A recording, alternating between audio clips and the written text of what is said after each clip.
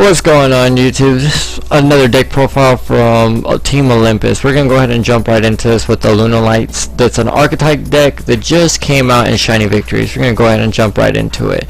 We run 3 Wolves. The reason why we run Wolves is because it is a fusion polymerization, I could say, in the side of the Pendulum Skull, except if they banish, instead of going to the graveyard, it goes ahead and banishes the fusion materials to fusion summon one fusion Lunalight fusion monster.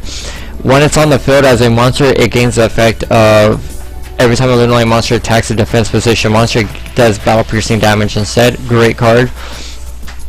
We run 3 Chrisman Foxes. The reason why we run Foxes is because if this card is sent to the graveyard by any card effect, even your own, you can go ahead and target one monster your opponent controls. The attack becomes 0 to the end of the turn. And during either player's turn, when a card effect would target another Lunalight monster, go ahead and banish it to negate the activation, and your both players gain 1,000 life points. It's good, but kind of good-bad in a way, because you don't want to give your opponent 1,000 life points. But I mean, if it saves one of your Lunalight monsters on the field, I would rather save them and get ready for a bigger play. We run 3 Ludicat. Lunalight is very good just for the fact if she special summon, you can double attack of any Lunalight monster you control to the end of the turn. And also, if this card is sent to the graveyard by any means necessary, you can go ahead and special summon one Lunalight monster from your deck onto the field, but you only use the effect once per turn. But yes, if she goes to the field, yes, you can special summon another blue cat from your deck out into the field. So if you don't use blue cat's effect the first time, you can go ahead and use it the second time when she gets special summoned out. We run 3 Tiger. 3 Tiger is the reason because when it is inside your pendulum zone, sorry, it is a monster reborn, but it's tweaked. You can go ahead and special summon any Lunalight monster in your graveyard, but its effect is negated, and it can't attack. And at the end of your turn, it's destroyed. So, I mean, it has its cost for monster run, but that's why when you use her effect, you have to get ready to do a fusion summon. That's what I believe, or go into XYZ. If this card is destroyed by battle or card effect, you can target one Lunalight monster from your graveyard and go ahead and special summon on the field. That is the monster effects that she has, which is very good in a way, but I mean, well, actually it's all around good, but you know, sometimes you don't want to use that monster effect. What I like to do is I like to use a pendulum effect rather than the monster effect, but hey, it really doesn't matter. It's a very great card. 3 Moonlight Purple Butterflies. The reason why we run her is because you can steal this card from your hand on hand or field to the graveyard, and then target one Lunalight monster gains 1,000 attack to the end of the turn. You can banish this card and special summon one Lunalight monster from your hand. Great card to get things set up. So if Cat's in your hand and you go ahead and discard her to special summon Blue Cat, or banish her to special summon Blue Cat, right there, double attack, and that monster gains 1,000 attack. So very great card. I'll show you a combo that you can do with this card. We run 3 King of the Swamp because it's King of the Swamp. You use as fusion materials, but if you don't have a polymerization or a wolf out in the field, go ahead and get the polymerization by discarding this card to the graveyard. We run 3 Moonlight Rabbit. The reason why we run Rabbit is because if it's normal summon, you can go ahead and special summon one Lunalight monster in defense position, but you can only use it once per turn. And then if you have any number of Lunalight monsters on the field, you can go ahead and activate the second effect, which takes all your opponent's magic and trap cards, spell trap cards, sorry, onto the field and sends them to their hand, equal to the number of Lunalight monsters you control. I run 3 Black Sheep. Black Sheep is just like King of the Swamp, except you can discard him and go ahead and get one Lunalight monster from your graveyard, add it to your hand, or if this card is used as fusion material, you can go ahead and add one Lunalight Pendulum monster from your extra deck, or one Lunalight monster from your graveyard back to your hand, which it's kind of like the first effect, except you just get the additional. If you want to go into your extra deck and grab out a Lunalight monster, you can go ahead and do that. Great card. We run 2 polymerization. The reason why only 2, 3 gets clunky, but at the fact that you can recycle your polymerizations in and out, as of his effect, you can go ahead and pitch him out and grab one polymerization, or your instant polymerization up here for your scales. It's more of a I like it. And King of the Swamp, you can get a polymerization from deck or graveyard to hand, which is very good. Oh no, not from graveyard, sorry, from your deck. But I mean, or you always got all the way around polymerizations. Fusion Tag is a great card. I would use it in Fluffles just as much as I use it in here, just for the fact target one fusion material of one fusion monster in your extra deck. The monster, the Lunalight monster you would target would gain its name. So if you already have, if you're trying to go right into Leo, you need Panther Dancer. So go ahead and use Fusion Tag onto any of the Lunalight monsters. It becomes Lunalight Panther Dancer, polymerization, and goes straight into Leo. This is like an instant Leo and an instant Sabers.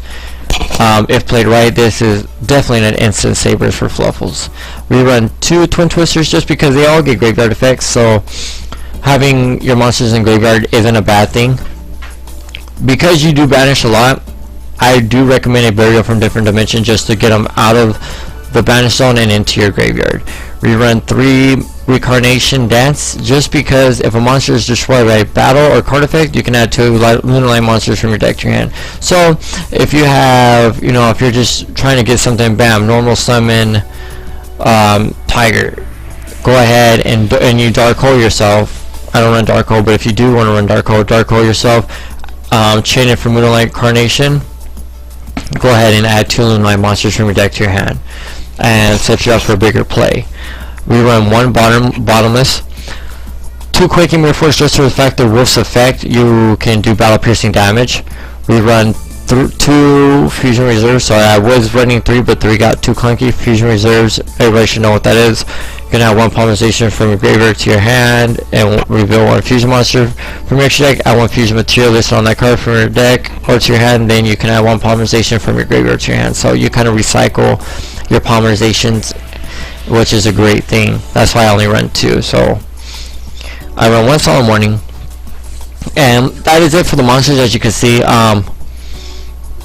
this is Fluffles 2.0. Just because it's an archetype deck doesn't mean it cannot be meta, but can it hang with meta decks?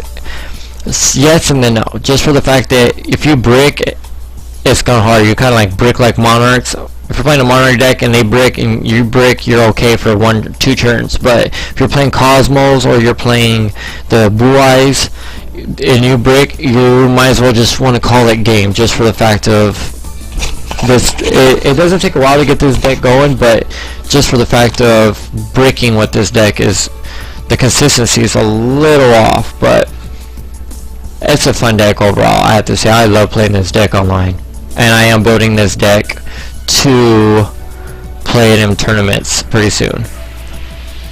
We run 3 Cat Dances. We run with Cat Dances is just because of it can attack all your opponent's monsters, they control. So if your opponent has 5 monsters in the field, this card can attack all your opponent's monsters 5 times. And if you use Quaking Mirror Force, get the effect, you do battle piercing damage. On top of battle piercing damage, you would do 100 attack for each time you attack your opponent. So your opponent has 5 cards, you attack them, each card once, they lose 500 life points on top of attacking their defense position monster. Panther Dancer is the same effect, except it cannot be destroyed by your opponent's card effects. As in Cat Dancer, same thing, cannot be destroyed by battle. So it can be destroyed by battle, can be destroyed by card effects. Once per turn during your main phase, you can activate this effect for the rest of the turn. The first time each monster your opponent controls would be destroyed by battle, it is not destroyed by battle. Also, this card can attack all your opponent's monsters twice each turn. When this card destroys an opponent's monster, this card gains an additional 200 attack get to the end of the battle phase. So 5 monsters, it gets 200 attack, it goes up.